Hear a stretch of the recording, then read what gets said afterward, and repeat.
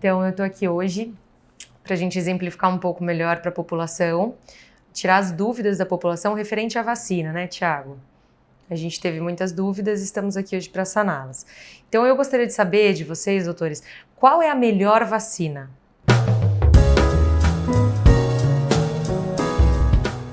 Olá, senhores. Eu sou Vinícius Boaventura, CEO da Clínica Sharp, a primeira clínica médica masculina, e hoje nós estamos acompanhados da farmacêutica Daniele Gitti, da farmácia Natrio, e, obviamente, junto com o Dr. Thiago Ferraz, também CEO da Sharp. O objetivo dessa conversa é falar um pouco de maneira informal, didática e fácil, portanto, sobre o coronavírus, né, e as vacinas que estão já sendo circuladas em todo o mundo. Quais seriam as principais dúvidas que tanto a Daniele quanto nós recebemos dos nossos pacientes, clientes e amigos? Perfeito, Dr. Vinícius. Então, eu estou aqui hoje para a gente exemplificar um pouco melhor para a população, tirar as dúvidas da população referente à vacina, né, Thiago? A gente teve muitas dúvidas e estamos aqui hoje para saná-las. Então, eu gostaria de saber de vocês, doutores, qual é a melhor vacina? Dani, eu sempre falo, né, que a melhor vacina nesse atual momento é a que está disponível, né? É a que você pode ter acesso. Eu acho que a gente pode discutir e destrinchar especificamente sobre cada vacina, mas acho que nesse momento o enfoque é esse. A melhor vacina é a que você tem disponibilidade, né, no seu país, na sua nação, e deve ser esse o enfoque de cada indivíduo quando for pensar nisso. Por quê? Porque todas as vacinas são seguras, passaram por um criterioso processo, né? Desde ali no momento do laboratório até as fases para ser liberada para a população. Então, de verdade, essa é a resposta que a gente oferece diariamente para os nossos pacientes. Meninos, uma das maiores dúvidas que a gente tem da população é que a vacina ela foi feita muito rápido, né? Como a gente passa isso para a população para eles terem certeza de que eles podem tomar essa vacina? Poxa, Dani, realmente essa é uma das perguntas que acabam figurando bastante aí, não só em noticiários, mas aqui dentro do consultório mesmo. É bacana porque realmente a gente nunca viu na história moderna uma vacina ser feita numa velocidade tão grande assim. Mas eu acho que tem alguns pontos que justificam muito bem o porquê tudo isso aconteceu e por que aconteceu dessa maneira, né? Eu acredito que o primeiro ponto, o mais evidente, né, o que eu gosto de ver, é esse esforço global em relação a uma urgência muito grande que é uma pandemia. Então, a união dos cientistas para trocar as informações ou para simplesmente permear essas informações ao mundo foi de um esforço muito grande. E a gente viu uma conversa, uma interlocução, análise de dados em vários países e todo mundo tentando reproduzir, tentando fazer uma ciência real de uma maneira muito rápida e nunca antes vista também.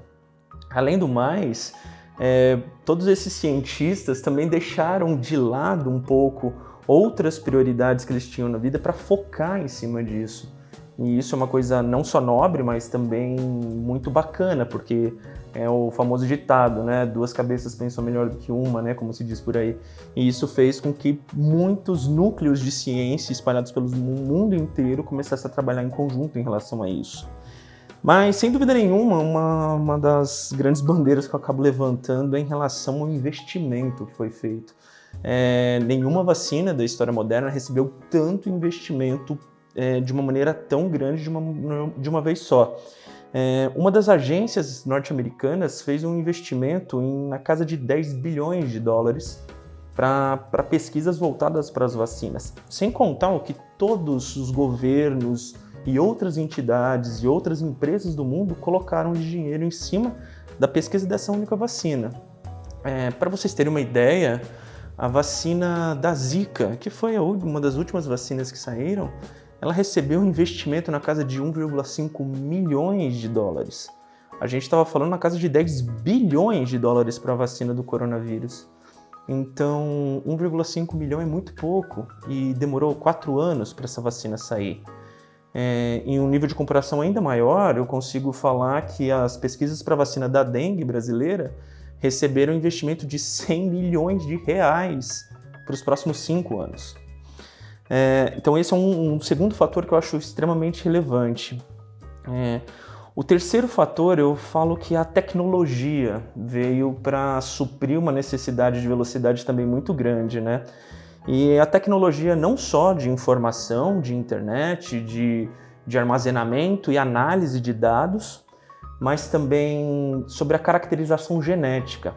Para você ter uma ideia da análise genômica desse tipo de vírus, é muito mais rápido hoje em dia. Se a gente levar em parâmetro, gente, em 2000, 2001, como a gente estava no auge da pesquisa do genoma humano, para a gente mapear o genoma de uma pessoa custava mais ou menos uns 100 milhões de dólares e demoraria mais ou menos uns 8 anos para fazer tudo isso.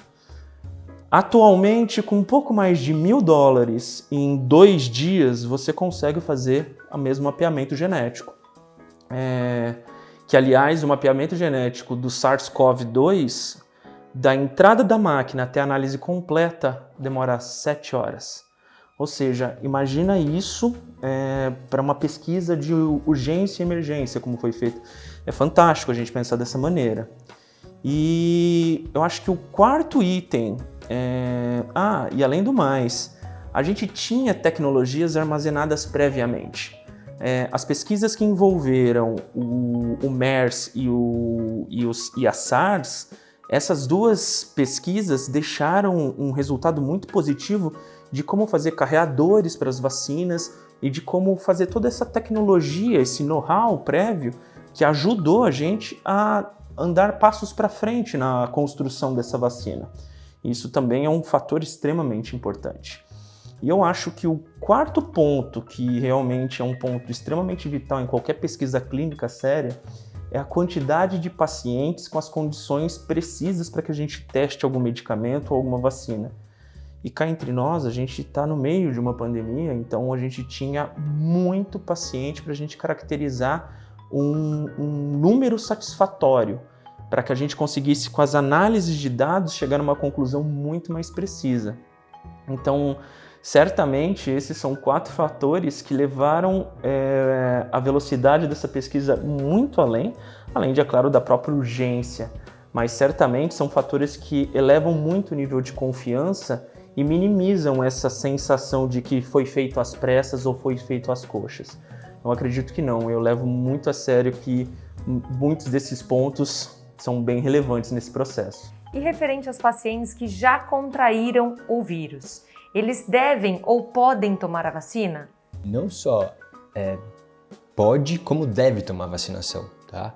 O importante é a gente ter em mente que não é o grupo de prioridade. Tá? O que as pessoas que já tiveram o coronavírus precisam saber? Que só pode tomar a vacina depois de um intervalo de 4 semanas após o PCR positivo ou a presença de um quadro clínico, sinais, sintomas de uma síndrome gripal no intervalo de 4 semanas também. E aí pode tomar a vacina, não só pode, deve tomar a vacina. Isso entra em contraste, infelizmente, com a fala do nosso presidente, que teve a sensação de quem já tinha tomado a vacina quem tinha sido infectado não precisava tomar a vacina. Não é bem assim. Perfeito, Vini. Então, referente à história da Coronavac, por que os brasileiros estão com tanto medo dela?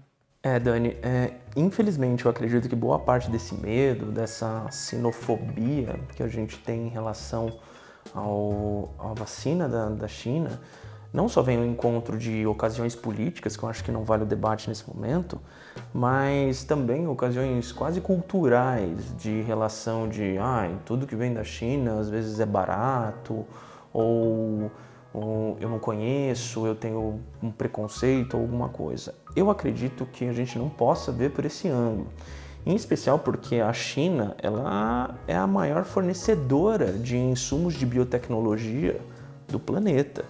Ou seja, boa parte das nossas vacinas, que não inclui só no rol a própria vacina do coronavírus, outras vacinas são feitas com insumos chineses.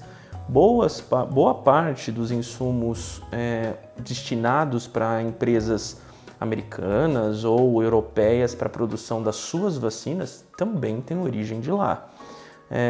Logo, a gente tem que levar em consideração que não só a Organização Mundial da Saúde, mas já agências sérias como o FDA ou a Agência Europeia ou a própria Anvisa reconhecem a qualidade disso e reconhecem ainda in loco, né, ou seja, dentro das fábricas, a qualidade de protocolos, de exigências de certificações internacionais e entre outros, que fazem com que a qualidade esteja preservada não só nessa vacina que é a da Coronavac, quanto de outras também que possa ter recebido os insumos de um país como a da China. Então, eu acredito que essa ciência que eu posso dizer, esse preconceito, né, essa afirmação em cima desse medo, eu acho que é bem descabível, na verdade. A gente tem que confiar nas outras agências, confiar na própria OMS, que mostrou que não, está tudo dentro da conformidade das exigências internacionais. Esse assunto está bem esclarecido. Mas e referente aos 50% de eficácia da vacina? Dani, a gente fazer toda essa reunião, esse talk aqui, não esperar que viesse essa pergunta, ainda mais quando a gente fala da Coronavac, isso seria surpreendente. Dani, o que eu acredito é que assim, o que aconteceu talvez foi uma má articulação para a divulgação dos dados iniciais. Uma afobação política talvez também tenha contribuído para que isso não se tenha passado para a população de uma forma um pouco mais palatável. Obviamente, a gente escutou alguns números e na primeira apresentação do Butantan, o que a gente viu foi que ela tinha uma eficácia de 78%, o que ficou esse número super evidente. Porém, um dos questionamentos dos cientistas foi que eles queriam saber a eficácia global de tudo isso. E quando a gente está falando de eficácia global, a gente tem que entender mais ou menos como um estudo é feito. E, bem resumido, o que acontece? A gente pega 2 grupos, mistura esses pacientes, isso a gente chama de randomizar, né? E separa ele em 2 grupos diferentes. Um vai receber a vacina e o outro grupo não vai receber a vacina, vai receber um placebo. E a gente aplica essas vacinas de modo que nem o paciente sabe o que ele está tomando, se é placebo ou se é vacina, e nem o médico sabe dizer se é placebo ou se é vacina. Isso evita alguns vieses, evita alguns errinhos estatísticos que podem acontecer ou pode induzir o paciente a acreditar que ele está tomando isso, pode mascarar um pouco os resultados finais. O que acontece é que quando a gente faz o cruzamento dessa taxa global, envolvendo os 2 grupos, a gente tem uma análise um pouco mais criteriosa, o que fez essa estatística cair um pouquinho mais. Porém, eu tenho algumas considerações até para fazer em relação a isso, viu, Dani? Mas o que acontece? O que é esse 50,4% de eficácia que a gente viu? O que vale lembrar é que esse 50,4% de eficácia não quer dizer que se ou eu estou protegido ou eu não estou protegido. Não, você está protegido. Mas o 50,4% de eficácia mostra que do grupo vacinado, cerca de 85 pessoas, ou 1,8%, desenvolveram formas leves ou brandas da doença. Ao passo que no grupo placebo, 167, ou aproximadamente 3,6% desse grupo, também desenvolveu essa forma. O fato é que quando a gente coloca isso em fórmulas estatísticas de comparação, a gente chega nessa média de 50,4%. E por que eu estou falando disso? Porque em formas mais evoluídas dessa doença, a gente atingiu níveis ainda mais satisfatórios. Vou dar um outro exemplo aqui para vocês. No grupo vacinado, a gente percebeu que cerca de 8% desse grupo evoluiu para formas ambulatoriais de sintomas. Aqueles sintomas que cursam com ajuda médica, mas que não precisam de internação. Já no grupo placebo, 18,7% evoluíram essas formas.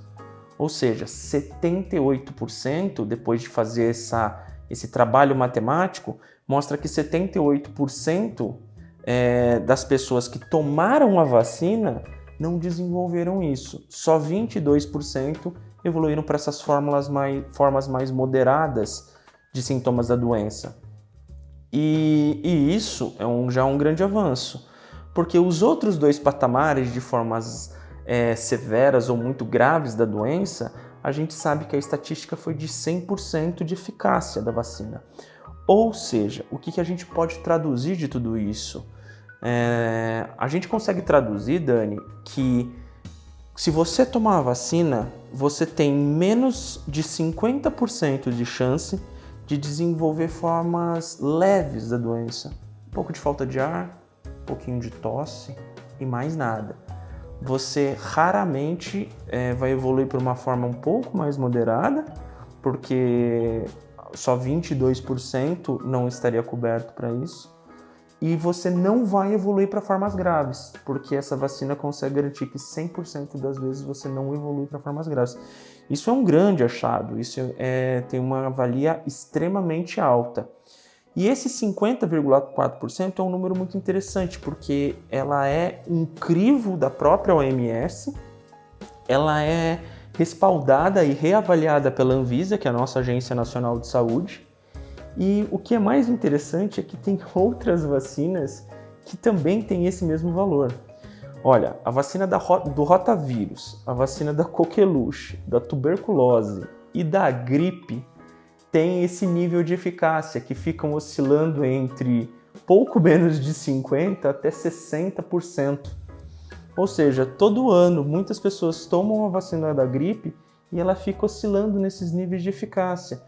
Então não é incomum você encontrar uma pessoa que tomou essa vacina da gripe e falar: nossa, mas eu tive gripe da mesma maneira. Você teve sintomas leves, mas não aqueles que iriam poder levar você para a cama de um hospital e ter que ser entubado ou coisas piores. A mesma coisa vale para outros tipos de vacina. Então, sim, é uma vacina que é confiável, que vale a pena e que se você tomar, você não vai ter 50% de chance de estar vacinado ou não. Isso não existe, gente. Pode confiar que é uma vacina que está com um trabalho muito legal aí. Tem uma questão que vale a pena a gente tocar, que esse trabalho análise dos dados que estão sendo feitos em cima do próprio Coronavac, elas ainda estão em curso. Em especial que um dos argumentos usados é que aqui no Brasil o estudo foi muito bem aplicado, né? A análise desses dados foram muito bem firmes, e a população em que foi feito esse tipo de exame foi a população da área da saúde, que tem uma sensibilidade muito grande para relatar sintomas e questionar e está exposto em um ambiente com uma carga viral muito maior. Então, provavelmente, nos próximos meses, a gente vai ver esse número oscilar provavelmente para cima, quando a gente tiver uma amostragem na população que não é da área da saúde, de uma abrangência muito maior. Sem contar que as outras vacinas, Pfizer, Moderna, Sputnik, AstraZeneca e da Oxford, também podem ter oscilações, porque agora a gente vai abranger uma área, um número de pessoas muito maior. Então, muito provavelmente, a gente vai ter alterações nesses dados aí. Perfeito, Thiago. Então, eu acho assim, ficou muito claro para a população o porquê, né, pessoal, os 50% que foi citado, tá? Agora, nós temos uma dúvida muito frequente, tá, de toda a população.